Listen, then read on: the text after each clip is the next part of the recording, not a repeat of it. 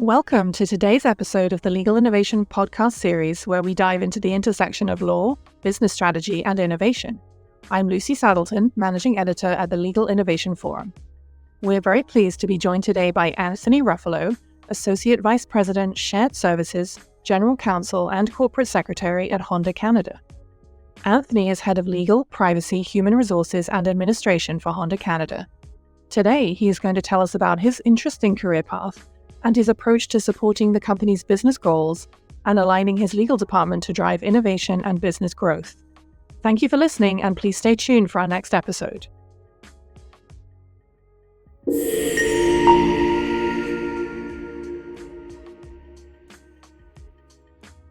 Welcome to our podcast. I'm Andrew Bowyer, the founder of the Legal Innovation Forum. Today, we are interviewing Anthony Ruffolo, Associate Vice President, Shared Services, General Counsel, and Corporate Secretary at Honda Canada. Anthony has been with Honda Canada for 11 years, taking responsibility for legal, privacy, human resources, and administration. In this interview, we will discuss Anthony's approach to aligning his legal department to support business goals, including Honda Canada's planned $15 billion investment in electric vehicle production. Thanks for joining us today, Anthony. Welcome, Andrew.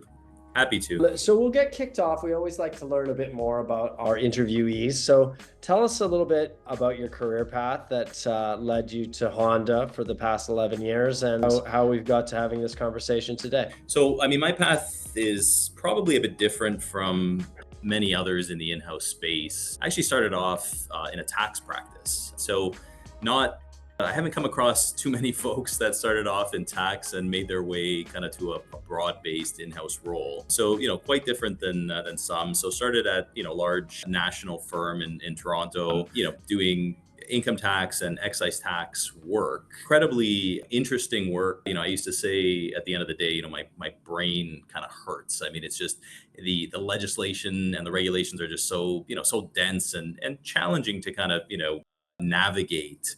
Couple that with the plethora of jurisprudence and CRA positions. It's a challenging area, and worked with some incredibly intelligent, if not brilliant, practitioners in the space. I feel like you really the folks that I worked with were very passionate about that area and passionate about the space. I don't know that I shared the same passion for tax and tax law.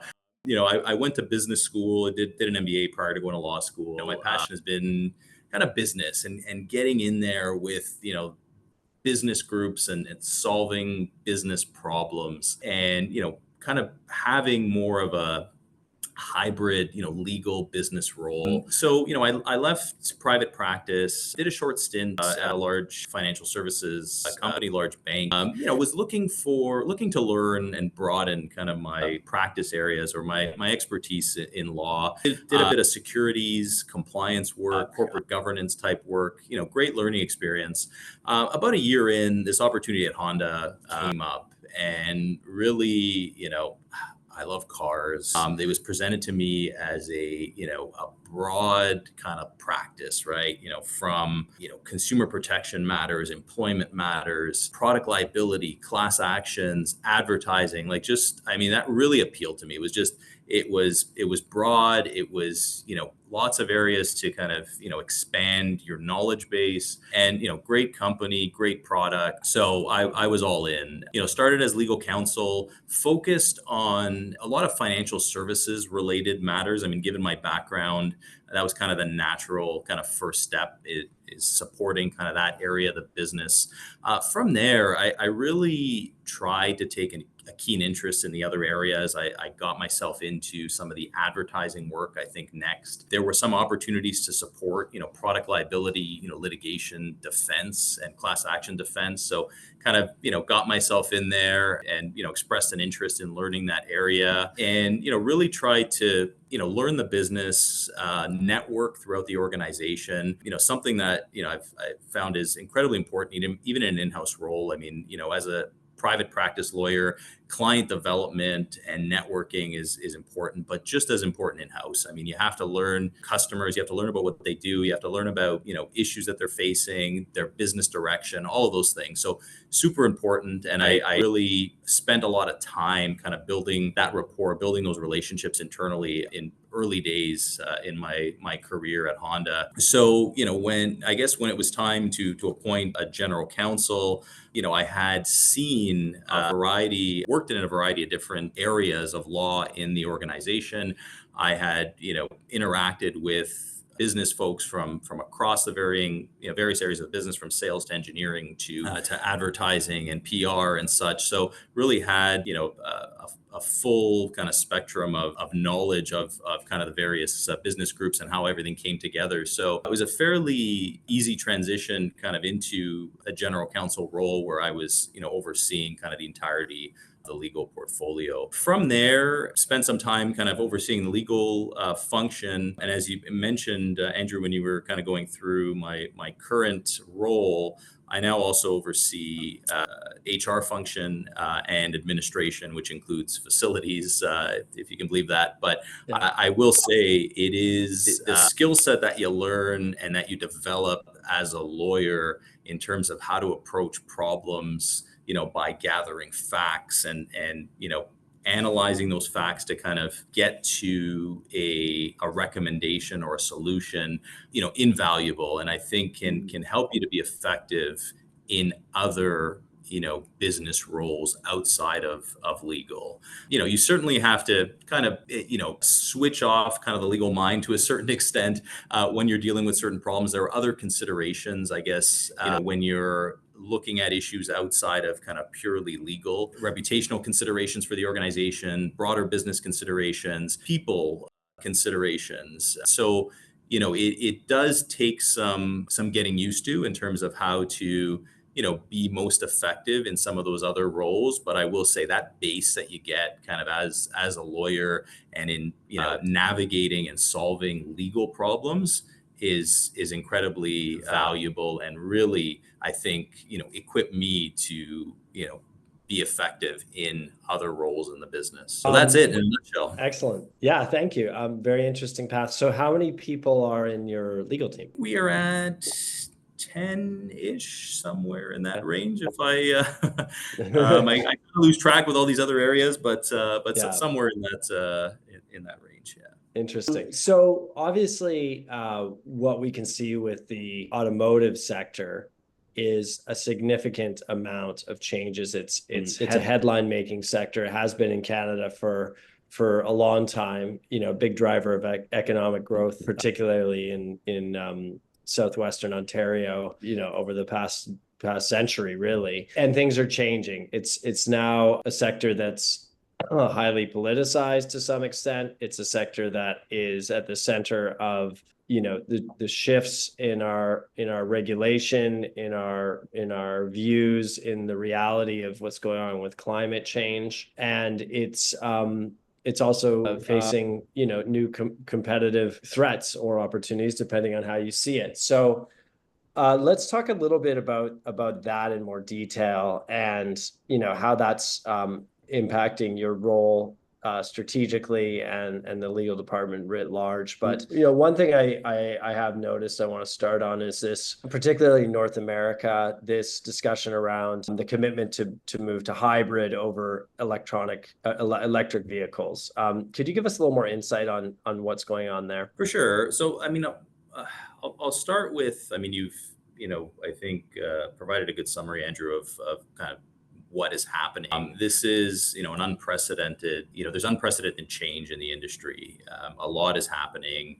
There's, you mentioned new entrants to the market, electrification initiatives, both hybrid and kind of full electric. We have, just increased digitization, which changes how we speak to our customers and communicate with our dealers, which, has its own impact. You mentioned, political climate as well. So, we are approaching this as, and I think our, global executive has come out and said, like, this is kind of second founding, if you will. Like, we really have to approach this with an entrepreneurial mindset, as almost like a startup, if you will, or a new company, because things have just changed so fundamentally that we have to, what we did in the past, may not work going forward. We make a great product, great internal combustion engine. We have incredibly brilliant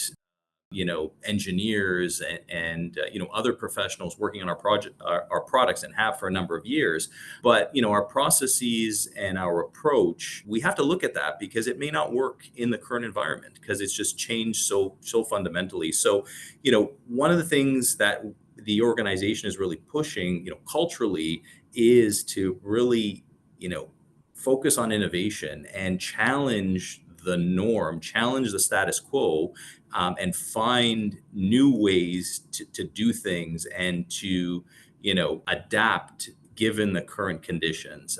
We can't be just doing the same thing. We don't want to fall behind. So you'll hear the words innovation and entrepreneurial spirit used more frequently, and I'm sure that that's the case in a number of other organizations in this industry. But we are really pushing our associates to think in that way, and to bring innovative ideas forward, and to we're trying to develop mechanisms for those innovative ideas to percolate up and to be escalated through the organization, so they can be implemented quickly and effectively. And it's important that we do that in order to kind of stay on top of what's going on. So certainly in the legal space, in the legal department, we are really pushing for education and flexibility. Like what we did before, and those areas that you focused on, those practice areas, you got to be flexible, because things are changing. You got to continue to learn. We're going to invest in our associates, and we're going to continue to invest in our associates in their learning and their development. But we are encouraging them to, number one, again, challenge the status quo, but learn and adapt and be flexible given the current environment, given the fact that the laws are changing. Laws haven't even been developed yet back to certain aspects of our business and where we're going. So you really have to kind of come at this with an open mind, and with the willingness to say, what, I need to keep learning. I need to put in the time and effort to kind of change my approach and learn new approaches. I need to be uncomfortable. I need to learn how to be uncomfortable, because what I was doing in the past, and that transaction or that legal advice that I was giving for years and years and years, because things haven't changed. I need to kind of get out of my comfort zone and understand that laws are changing, laws haven't developed yet in these spaces. And I need to, change my approach to learn how to deal in circumstances where there is some uncertainty, and where I have to advise the business, maybe without the benefit of, those precedents that have developed for years and years and years, because this is new territory for all of us. Yeah, absolutely. And I think, we, one of our key themes at the forum is, I would call it the risk. We're living in a risk on decade right now, and we're coming to the halfway point of it. So the world in 2024 looks quite a bit different than the world did in 2019. For various reasons, pandemic was a key driver. But what are the sort of top three drivers and trends that have been apparent to you for the sector? And what are the attendant risks for those, for the sector and for Honda specifically, from a legal perspective, in terms of navigating these drivers and trends that are going on, managing the risks around them? What are your top three in the last 5 years? And do you expect those to be the top three for the rest 5 years, the remaining 5 years of this decade? So, of course, with this shift to electrification and hybrid products, we are seeing, legislation and regulation at the federal level, at the provincial level, does present challenges and risks because there's not necessarily harmonization, particularly not just within Canada, but across North American borders. And it does, present challenges to the organization in terms of, how do historically we've made products for multiple markets, and going forward, to the extent that there's not full harmonization, becomes a bit more of a challenge to deal with developing products that may meet certain regulations in some markets but not in others. So how do you navigate that? And that's something that perhaps hasn't been as much of a challenge. Of course, that's always existed to a certain extent, but I think that's becoming more apparent as governments move forward with electrification mandates at different paces and in different ways, right? And those mandates differ across jurisdictions. So for an organization like ours, it that develops products that are tended to serve multiple markets, that is challenging. So that's kind of the product side. I will say, given the development of technologies in our products and the fact that there's a lot more tech in mobility products in general, automobiles and other products, things like privacy considerations are also top of mind. And similarly, governments at various levels, federal, provincial, are changing the requirements and the responsibilities that they're putting on organizations with respect to privacy and confidentiality considerations. So it differs across jurisdictions, which you do have to find a way to navigate, particularly where products are developed to, as I mentioned, to kind of be in market in multiple jurisdictions. So how do you ensure that you are complying across the board? And a lot of these laws are changing very quickly. It's the interpretation of the laws as those laws change is not necessarily known. So you're in a bit of an unknown space. So as a result, I think that privacy space in particular is something that we have to keep a close eye on, and that we have to make sure we are on top of. And we are as an organization putting more resources into that space to make sure that we are keeping that top of mind, make sure we're compliant with the rules, make sure that we are sensitive to people's privacy preferences as well. Forward, Andrew. Sorry to interrupt. Nope. Just to finish that thought. I mean, you asked whether those particular risks and those considerations, we see them as being top risks for the foreseeable future. I think so. I don't know that there's going to be much change there. I do think, if anything, it's going to become a bit more complicated as different jurisdictions go in different directions, both on the product side, privacy side. I think we are going to have to navigate even more carefully as different jurisdictions kind of do their own thing and start to kind of follow suit with others. Yeah, absolutely. And I think what another interesting trend that's covered a lot in the business press, at least, is this electrification mandate versus the market, we shall say, right? So, the market for electric vehicles is different than in North America than in Europe, for example, or a little more reticent to even with subsidies and the like, to purchase EVs, which I would imagine also is kind of a bit of a pretty dynamic market you're having to adjust in, because ultimately at the end of the day, at least on the automotive side, you're in the business of selling cars. And the way it used to work before was much different than the way it works now. So I don't know if you have any comments on that. For sure. It's certainly a challenge. I think, we are well placed because, we do have an array of different products to be able to provide our customers with choice. You mentioned hybrids earlier, from hybrids to kind of full electric products, and, ICE products as well, internal combustion products as well. So, we are, I guess, moving forward carefully because, again, consumer preferences are sometimes difficult to predict. And there's a number of factors at play, like you said, government mandates, government incentives, infrastructure changes, and this is, electric technology in vehicles is still relatively new. A lot of people that have we've had internal combustion for, over 100 years, and people are comfortable with that. People know that, hey, there's a gas station at every corner. So Yeah. there is an element of, range anxiety, as we call it, potentially out there. So with that, we have to be very careful, but I think it's important to, ensure that you set yourself up to be able to pivot as needed, and that you have, an appropriate product mix to be able to satisfy demand in those various categories. Yeah, very interesting. And it's going to be very interesting to watch. I struggle with this in my own car acquisitions. When I'm going to make the leap, it's always next time. So, and I think everybody can relate. It's an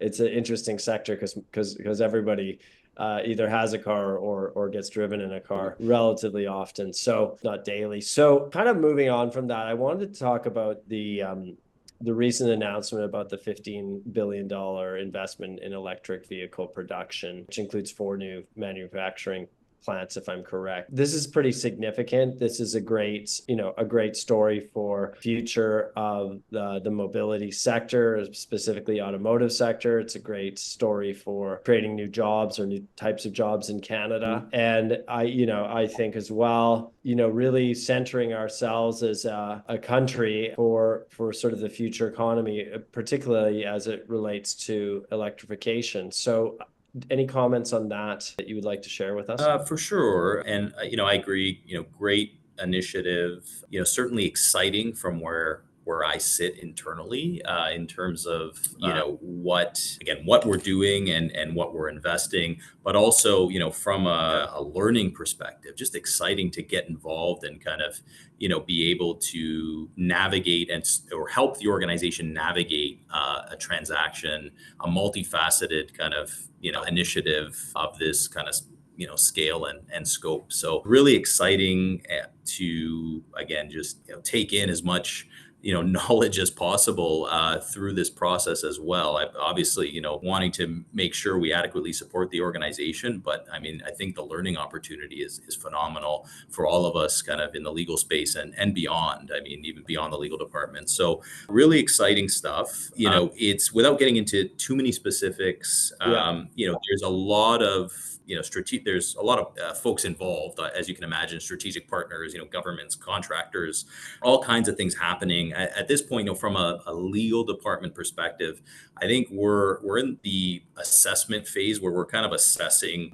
what level of support we're going to need internally and externally to help kind of, support the company in this project. And, I think given the size and scope of this, there are, North American, there's North American regional involvement, there's global involvement. So I think a lot of what we need to do, in addition to, support the various kind of legal transactions and legal initiatives throughout, is really help to educate folks that are supporting this and that are looking in on this from a regional and global perspective in terms of, what the Canadian legal landscape looks like. And, just making sure that they are, well prized the legal responsibilities on regulatory responsibilities that we have, so that they can, more effectively make various decisions to help move this project forward. Mm-hmm. Yeah, I would imagine it's fascinating work, right? So high profile, Prime Minister, Premier, leading story on the national, and a lot of stakeholders have political, financial investments, and also at the end of the day, the future of the economy. So it's going to be very interesting how this plays out, and also has great potential to reignite Canada's auto sector in many ways in an exciting new direction for the next 100 years. On the legal department side of things, we talked about risks and navigating the current landscape. What kind of people are you looking for, with which sets of skills to be on your team, and how are you supporting that evolution of Honda's in-house lawyers? Yeah, and I mentioned, Andrew, flexibility earlier. I think, for those that are looking for an in-house role, or think, an in-house role should be, kind of lather, rinse, and repeat, for lack of a better phrase, I Yeah. guess. So, this is what I do. I work in this area. I support, employment law or advertising for this organization. And, here are the templates. Here's how I approach the various problems. Become, really good at that. I feel like we need to go beyond that. We need folks that are willing to take the initiative, to be flexible, to learn new areas, and really who want to, like I said earlier, be uncomfortable, and not necessarily be experts in that particular area, but develop that expertise, learn and develop. I mean, this is one of the reasons I came here. One of the reasons I've been here as long as I have is because just the breadth of work has been incredible, and I enjoy learning new areas, and I enjoy every day being different from the day before. And there are folks that thrive in those environments and folks that would maybe prefer a little bit more structured, a little bit more, similar kind of day after day, so that they feel comfortable and confident in their particular area. That's, fantastic if that's the environment you're looking for. I think we are looking for that person that is going to be uncomfortable, that is going to be flexible, that is going to want to do things outside of or advise outside of their comfort zone, and learn areas outside of their comfort zone. And we need that flexibility because we are undertaking, because the industry is changing so fundamentally, as we discussed earlier. And secondly, these initiatives that we're undertaking are so huge that we need to have folks that can be, put in on these projects, and folks that we can kind of parachute in saying, hey, we need your help on this, all hands on deck. I know this is not an area you've necessarily, dealt a lot in the past, but we need you there. So I think flexibility is absolutely key. And, it's certainly, it is not when we interview folks for these roles, I think different from a private practice role that can sometimes be a little bit unpredictable in terms of, when the work is going to come in, and the workload. I think the work here is more predictable, but there's still a lot of work. The volume is there. So, we want to make sure people understand that the volume is going to be there, but it's going to be interesting work. And we may ask you to get outside your comfort zone and learn new areas. And that's what we want. We want that flexibility. We want you to continue to learn. We're going to invest in that. We're going to, get into programs, go to conferences, go to the law firms, talk to people, and really kind of learn this area. We will support that. But you need to kind of, broaden your scope of work, and you need to be able to, jump in to other areas kind of as needed. So, flexibility is key. And, beyond that, I mean, it's, I think you really, and I guess along the same lines as what I've already discussed, it's, this is new.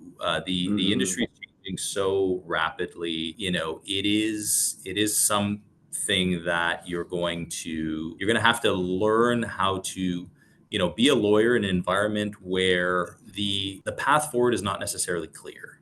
And you're going to have to advise the business. They want, responses in, quickly and in short order, so that they can move their projects forward. Environment that is, somewhat unknown. So you need to use your experience and, use the support of, external advisors in order to kind of give the best direction to the business on how they should move forward. So a bit scary, but we got to get comfortable in that space. And listen, I love it. I think it's, if someone were to give me this type of opportunity versus, hey, you know what, steady, every day is very, very similar. Here's the area you're working in.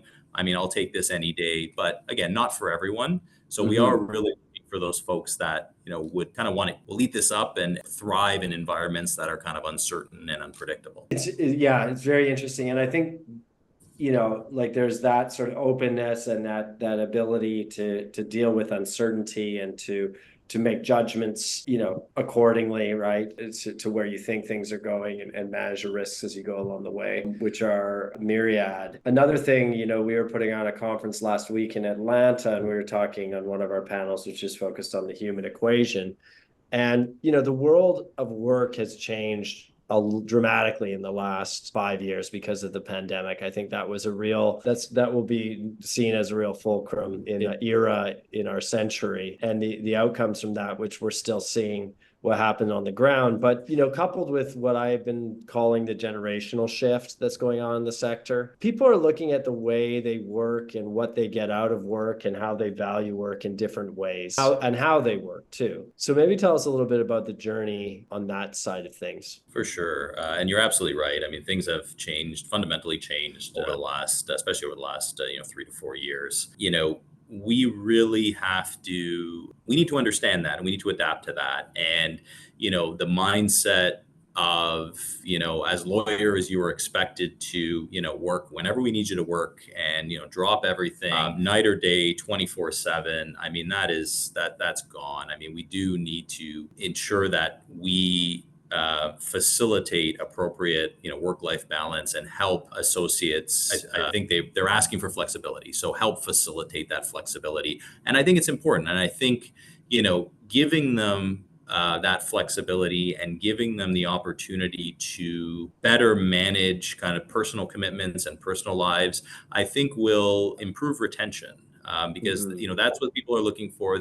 Folks have a lot of external personal commitments, and I do think it's important for us to manage around that, to ensure that we help facilitate that right balance between business needs and business commitments and the personal commitments and the flexibility that folks want to have. So it's tough because as a leader, as a people leader, it's not necessarily what we were used to, and it's not an environment that you're used to managing in, where perhaps it's, hey, I need this and I need you to get it done by tomorrow, and doesn't matter what else you have going on, get this done. I think we need to be more understanding. We need to plan better. And, I think we do need to be cognizant of, other responsibilities that folks have. And that's what they're looking for. And that's what's going to, again, keep them happy, keep them engaged, and ultimately help retain them for the long term, is that that appreciation, or that, the ability to recognize and be sensitive to other commitments that folks have outside of work. I think part of the challenges that we've had is, so again, number one, we've had to kind of adapt our approach to, what people are looking for today, which is, again, that flexibility and that, more work-life balance. Secondly, in the kind of hybrid work environment, remote work environment that we've kind of entered, how do you create kind of that cohesion, and how do you help people build rapport and build, strong business relationships within the legal function, but also outside of that, like with business customers? I mean, one of the things that I always valued, when I started here, I used to, pre-COVID, I used to make my rounds every day. I used to walk around the building and, let me go talk to engineering. Hey, how's it going? What are some things on your mind? Let's talk to the call center folks. Let's talk to the advertising folks. Great at establishing that rapport, great at identifying issues, proactively identifying issues. That's a challenge now. Not everyone's in the office at the same time. People are working remotely. How do you develop those relationships? How do you help the legal team be more proactive and, to pinpoint, potential legal issues that might come up?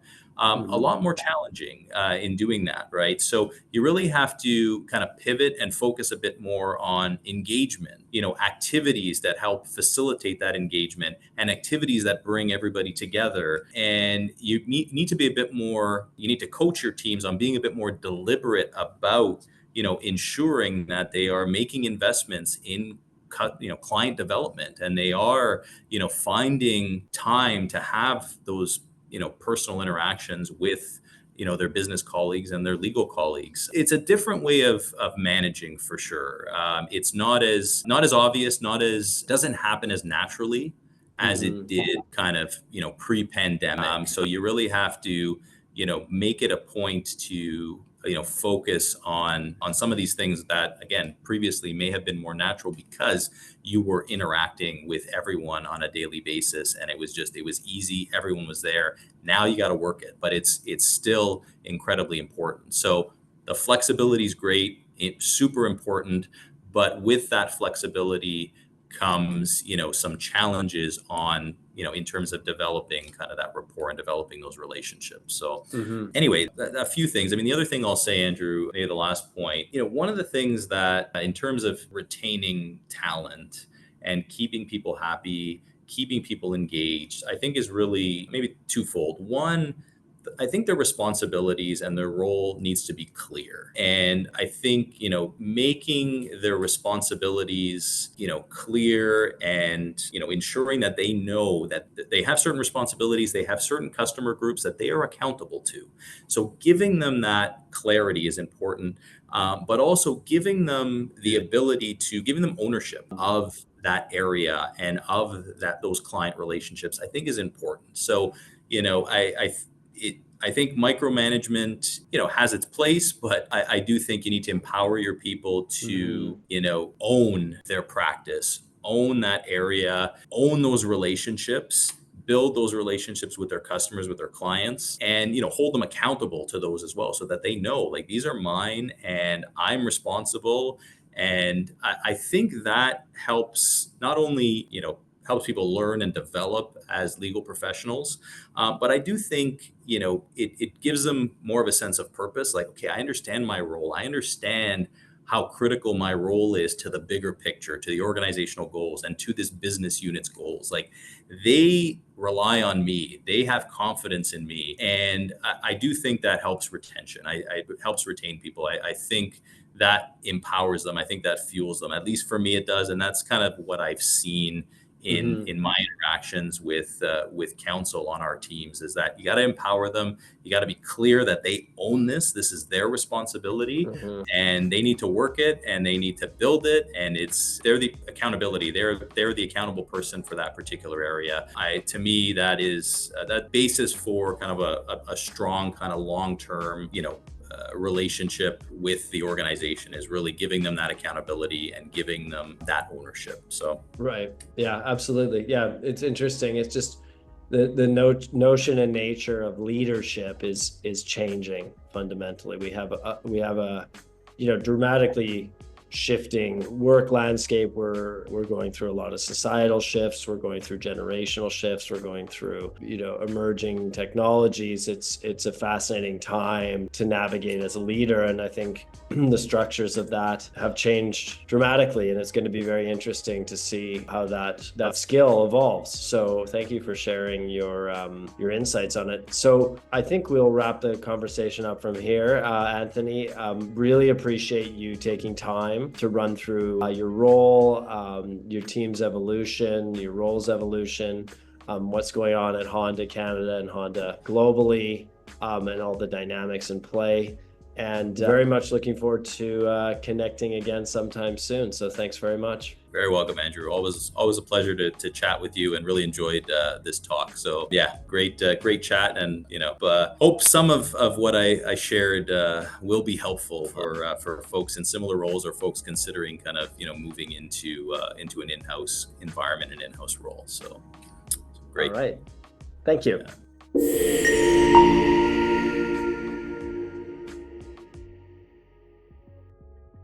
Thank you for tuning in to the Legal Innovation Forum podcast. Stay tuned on our website for the next edition. You can listen to us on all your favorite podcast platforms. Tune in on liforum.co/podcasts.